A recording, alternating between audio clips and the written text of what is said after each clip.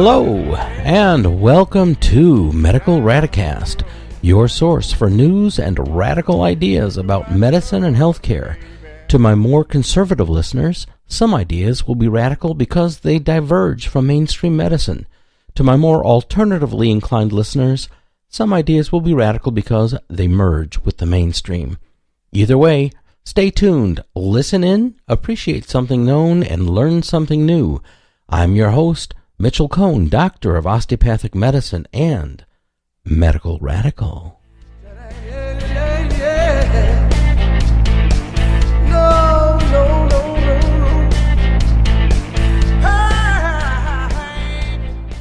Here at Medical Radicast, we seek to inform, entertain, and inspire you to take action to improve your life, your health, your community, the environment, the world we all share. Today's main medical topic: surviving the zombie apocalypse, a subject near and dear to my heart, with a special guest who is also near and dear to my heart, my youngest son, Ryan Cohn. Now, this isn't just nepotism. I actually have a very good reason for having Ryan come to be interviewed for today's show, and we'll find out more about that shortly. But first, let's start with weird medical news with Elena. Hi, Elena. Hello, Mitch. Why don't you go ahead and get started? Okay. My first story is called Porn Headaches. Okay. A frustrated man in India went to doctors complaining that he got a headache every time he watched pornography. The pain started 5 minutes into the video and peaked after 8 to 10 minutes. Sex headaches are both mysterious and somewhat rare. Thank God.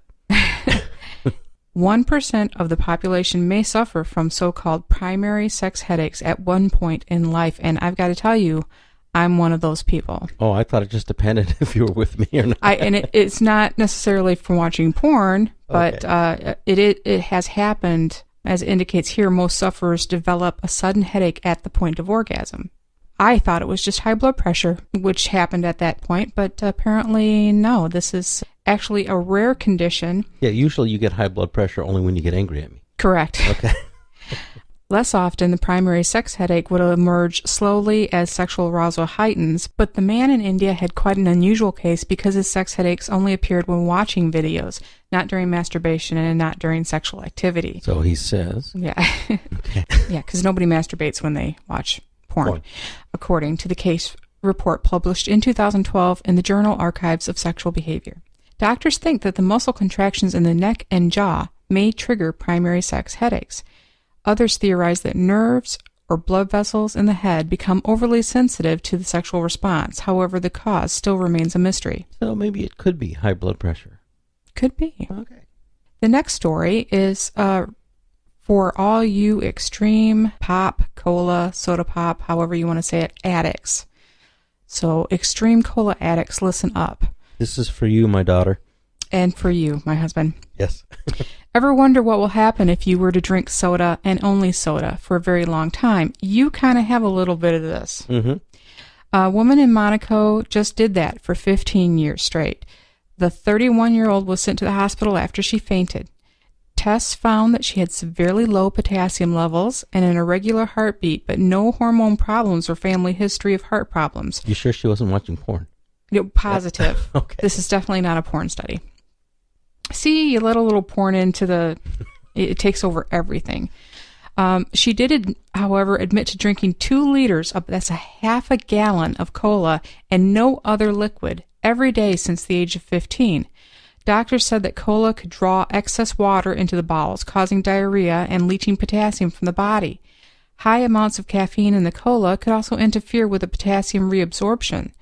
Low levels of potassium are known to cause heart rhythm problems, and I'm sorry, we have been dealing with a problem with me. Correct. For ages, and we tied it to pop.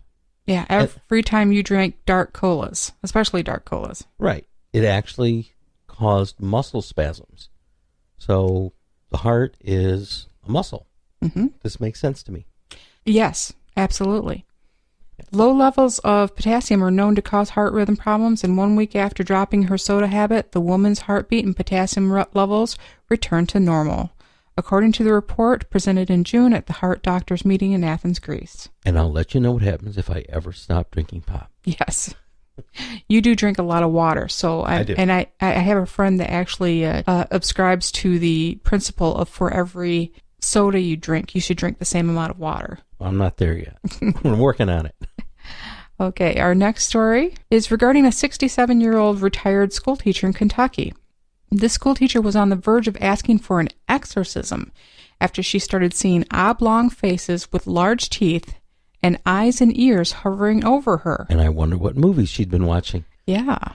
Doctors confirmed that she wasn't on any drugs and she wasn't losing her mind. The woman said she knew the hallucinations weren't really there and that they did not speak to her. In fact, the woman's macular degeneration had triggered a peculiar condition called Charles Bonnet syndrome. Okay, for everybody out there, macular degeneration refers to a degeneration of the most important part of the retina that registers vision. So when you have problems, you may not see an entire picture, or you may have a loss of vision, but only in an area of your normal scope of vision. Yes, and Charles Bonnet syndrome, which causes some people suffering from eye disease to start seeing animals or creepy faces or other illusions. According to Wikipedia, which, is the source of all knowledge, sufferers who are mentally healthy people. So these people do not have mental health conditions, but they have significant visual loss, have vivid and complex and reoccurrent visual hallucinations. Other characteristics of these hallucinations is they're usually Lilliputian. Sorry, that's... Lilliputian. Lilliputian. I can get that. Lilliputian. Hallucinations in which the characters or objects are smaller than normal. Actually, I don't know what size is a normal hallucination. Apparently a regular hallucination has to be pretty big. Okay.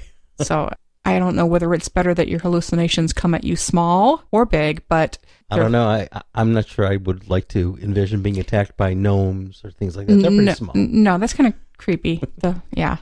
When the brain expects sensory input but receives nothing, it often quickly creates its own input. I thought that was alcohol. That can happen, that too. Okay. Yes. An internal medicine resident at the University of Kentucky who treated the woman gave us that information. Oftentimes, the hallucinations stop once the brain gets used to less visual input, according to the case report published in February in the Journal of Age and Aging. Okay. Now, this next story, I've got to say, actually, I have read quite a bit about this over the last year or so. It's really pretty interesting. Why don't you go on with that? This is titled The Memory of Starvation is in Your Genes. This comes from American Friends at Tel Aviv University.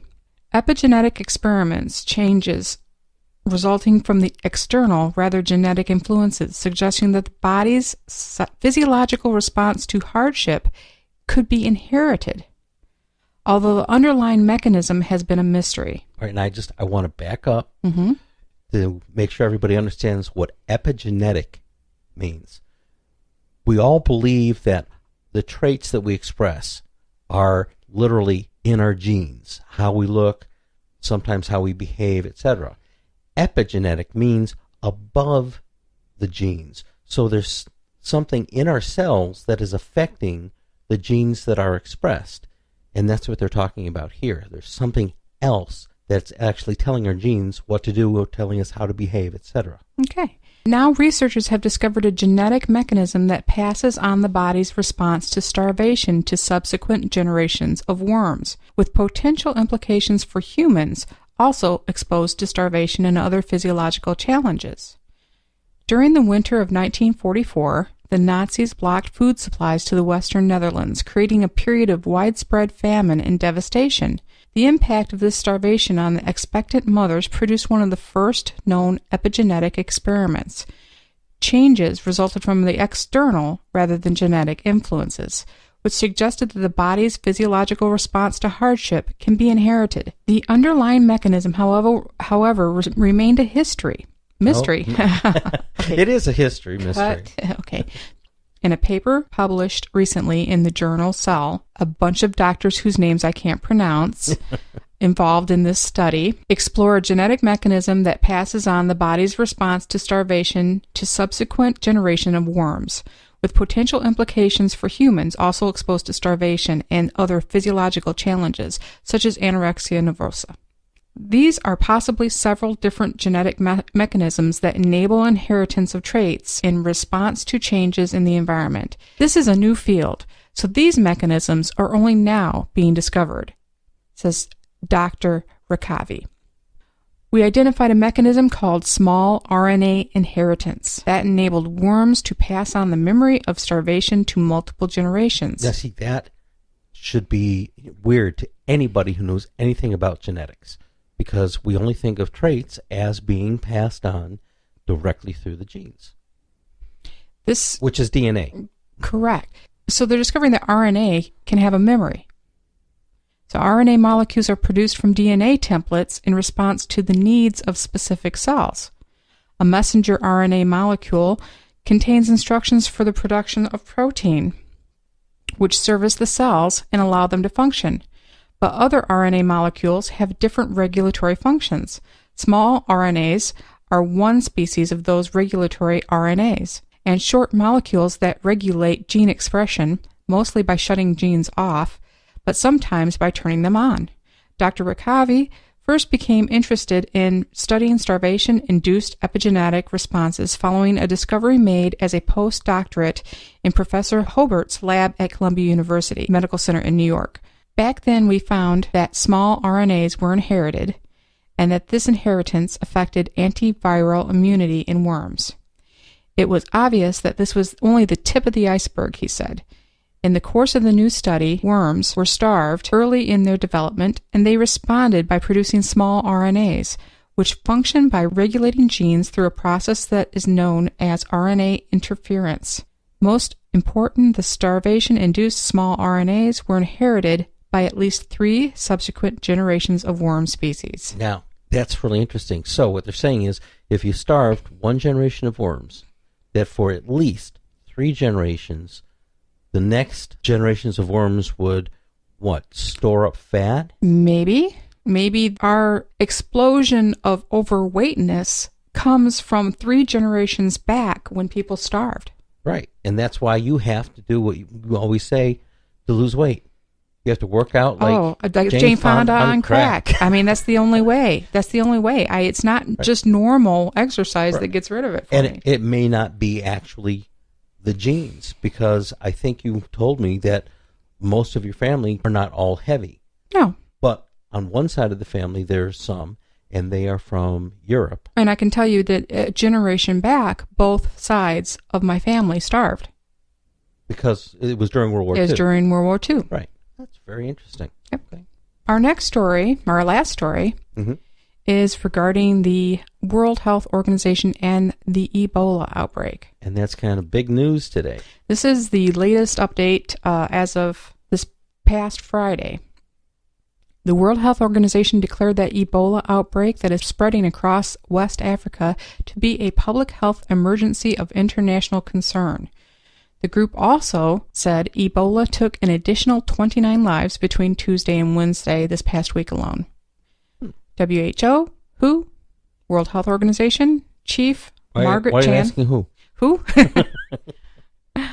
Said the announcement is a clear call for international solidarity, but also said that many countries would not see any Ebola cases.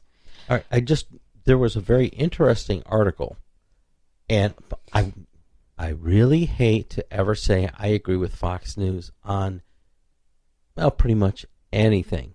But the guy who wrote this talked about Ebola. Now, everybody thinks of Ebola. It's basically a bleeding disease.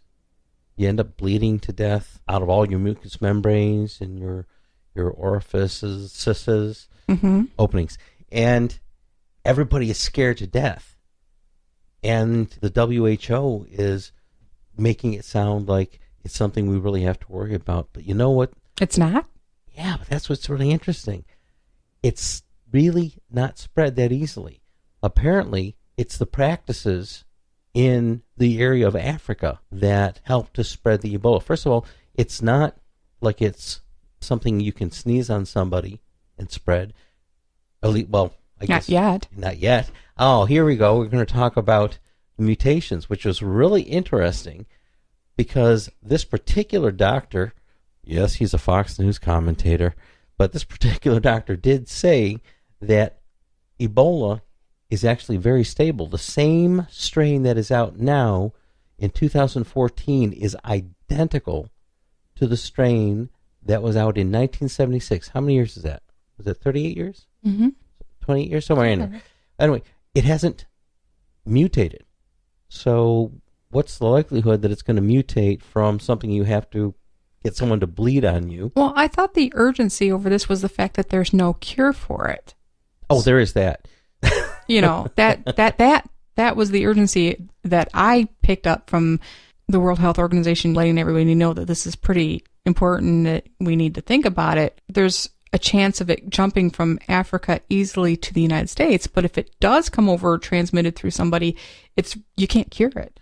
Right. You can't go get a shot. You can't get... But that's exactly what this guy was saying, is that basically the media and even the WHO, at least the way they're being quoted, are saying that once it spreads from Africa to another country like the United States, oh my God, we're at risk. But the truth is, it's extremely easily isolated. It's not like SARS, which was spread...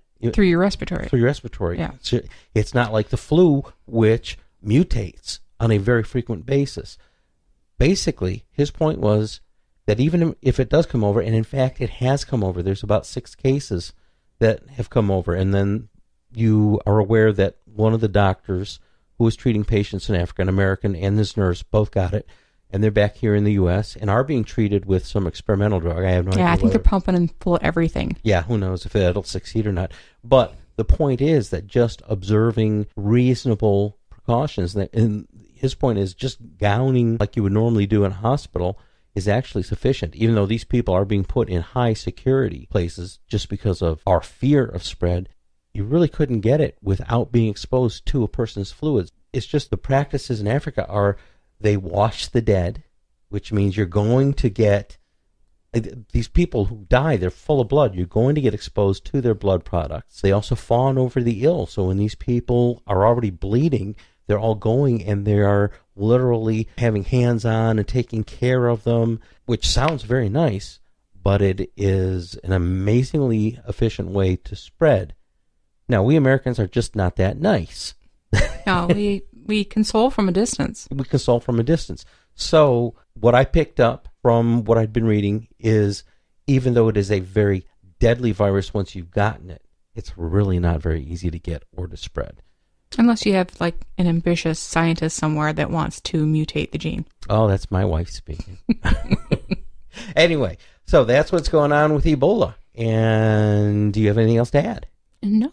Okay, great. I appreciate that. That was this week's or this month's, depending when I get to broadcast again, Weird Medical News. And I thank you, Elena. Thank you, Mitch. All right, we're going to take a break now.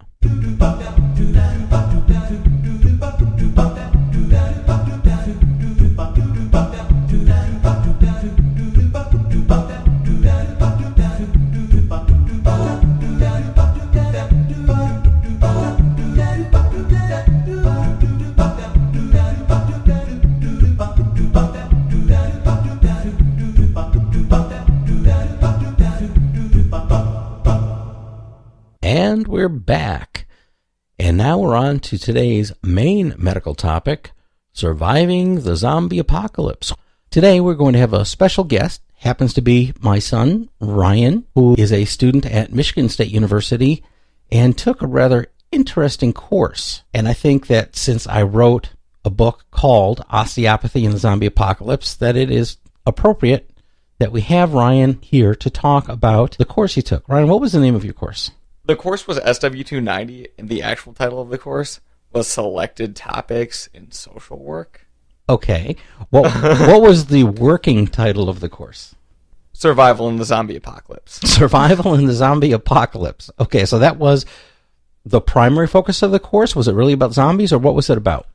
The primary focus of the course was actually about preparedness in the case of a severe crisis.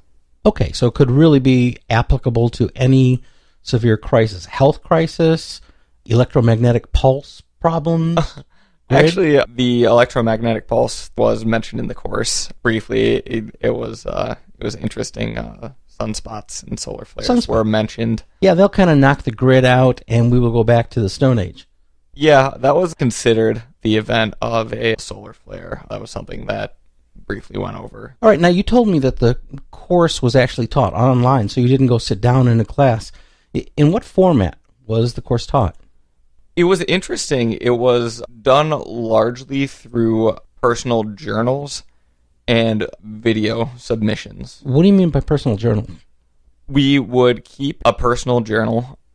Like a diary? Like a diary. Okay. Online, written in first person of our thoughts about the situations as they were presented to us in the course. Okay, so the teacher or whoever set up the course, the professor, would, give you a scenario?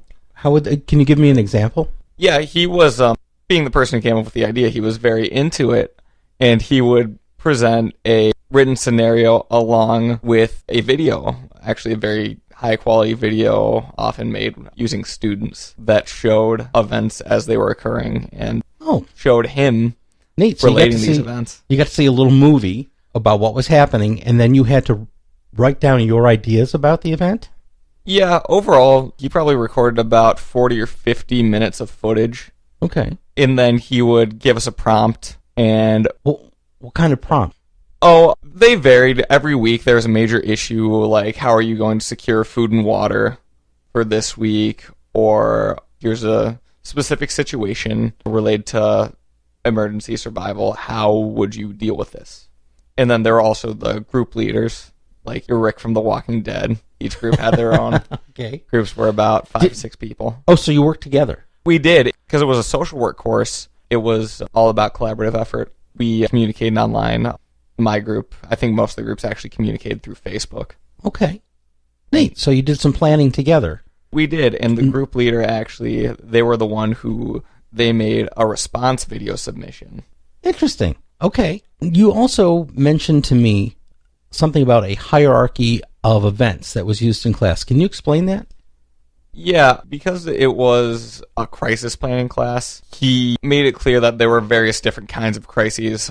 The major categories were emergencies, which were events that occurred on a personal level, maybe like a car crash or something like that. Somebody falls, hits their head. That's an emergency. All right, so this is more individual. Individual, very small scale. Okay. A disaster, which affects a local area, like maybe a bridge collapsing. Okay, that's a little larger. Yes, a larger scale. So that would affect possibly hundreds of people. Yes, a disaster like that would affect dozens or hundreds or maybe even thousands of people, could potentially affect an entire community. Okay.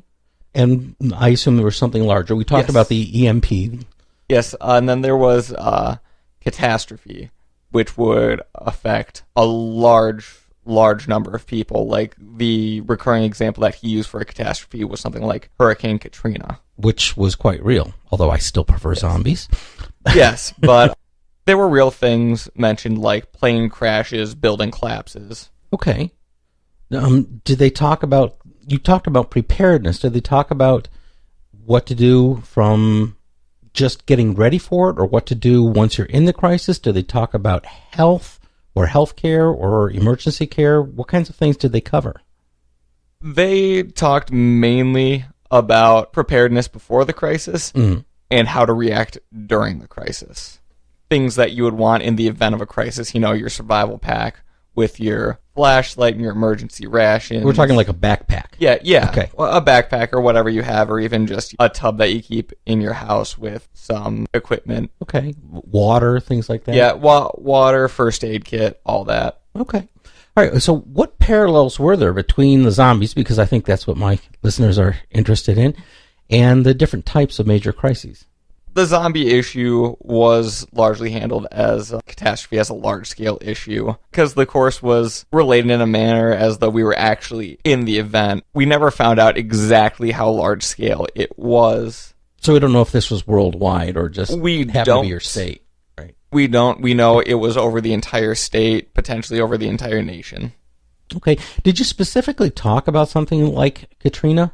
Yeah, we did. We read an article on it and I'm curious, did they talk about how it could have been handled better or what mistakes were made? No, it didn't really get as in-depth as that. It was more about how the actual response occurred, what relief groups were doing and what locals were doing. Okay. How did the course help you if you were to prepare for a severe crisis? Like I said, it went over that actual preparedness of having items that you would need. Would you do what it suggested, or have you started to do what it suggested? Now, my issue is I don't like to own more than I can keep in my car. And between my actual possessions that I use every day, I don't really have space. But when I do actually get a permanent place, I will get that, at least. What kinds of things does it suggest that you keep on hand? I mentioned some of the stuff before, like on hand in the event of an emergency that occurred right there, small scale thing. We want potentially flashlight, spare batteries, radio, first aid kit, or at least not necessarily a radio, but at least a cell phone. Okay. Any kind of tools? No specific tools, but I imagine a Swiss Army knife could never hurt. Okay.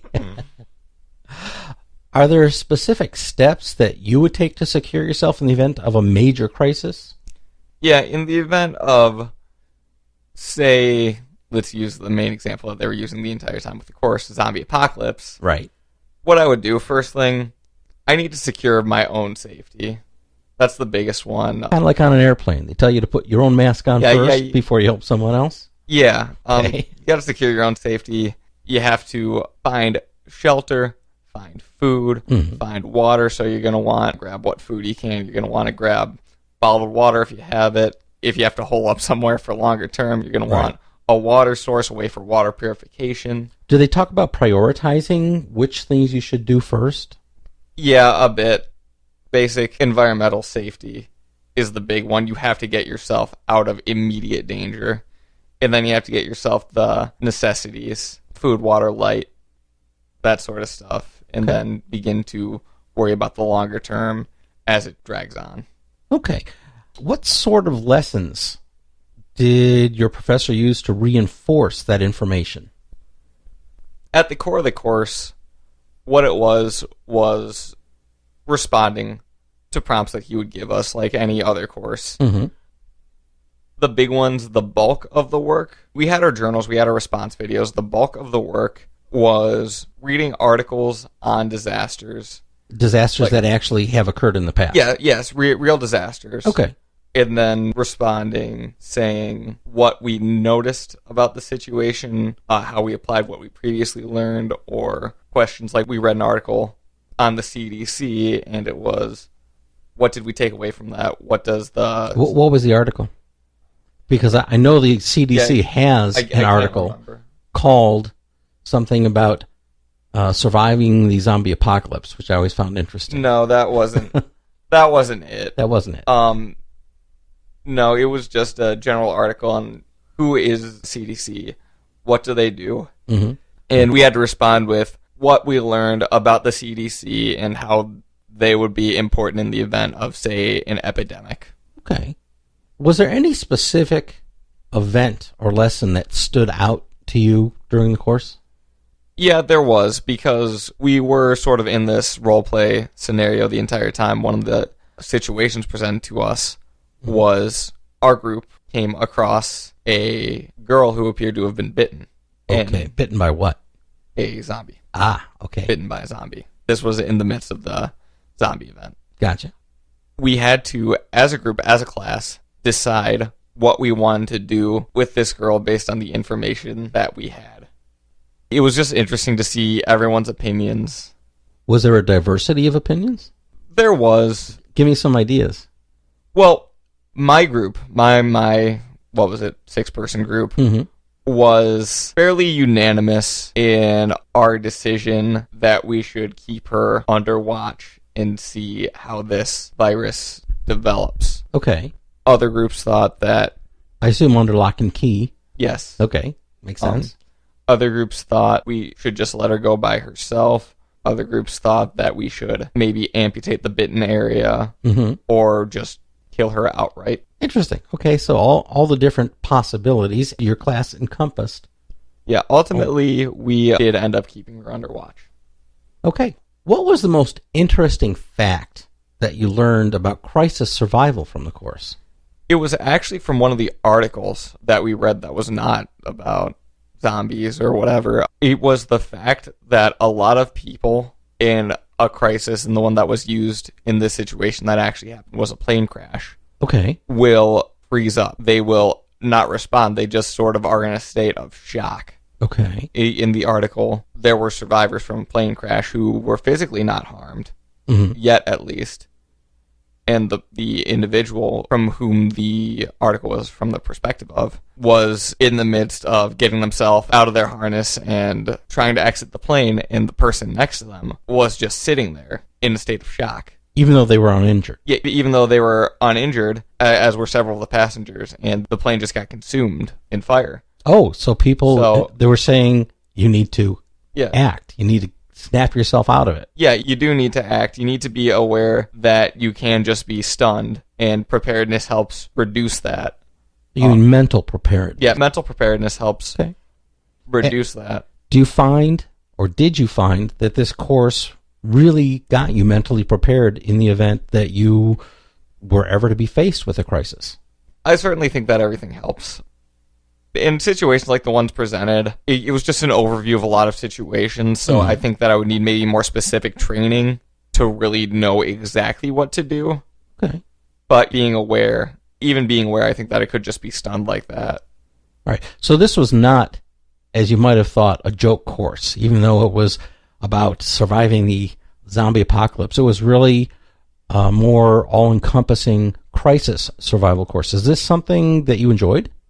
I did enjoy it. There were some issues with the way the course was taught because it was online. And a lot of college students don't take online courses seriously. So there were groups that didn't really function correctly. I see. Okay. But my group did, and helped to make it an interesting and enjoyable experience like I think it's intended to be. So you would probably have preferred that this be, rather than an online course, an in-class course? Do you think it would have been more effective that way? Yeah, I think it could have benefited from that. Also, if it were longer than a shortened 7-week summer course, if it were a full 16-week course, I also think it would have benefited a bit more, been maybe even a bit more immersive.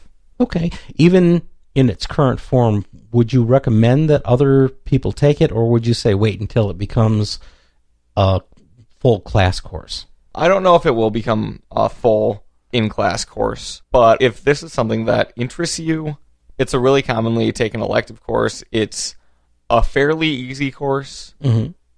So, but it does have some significant practical application. It does. It is certainly a practical course, despite the fact that it's about zombies. Okay. Well, thank you, Ryan Cohn, my youngest son, student at Michigan State University, as we finish talking about his course, SW290, Selected Topics in Social Work. What he means is surviving the zombie apocalypse. All right. Thank you, Ryan.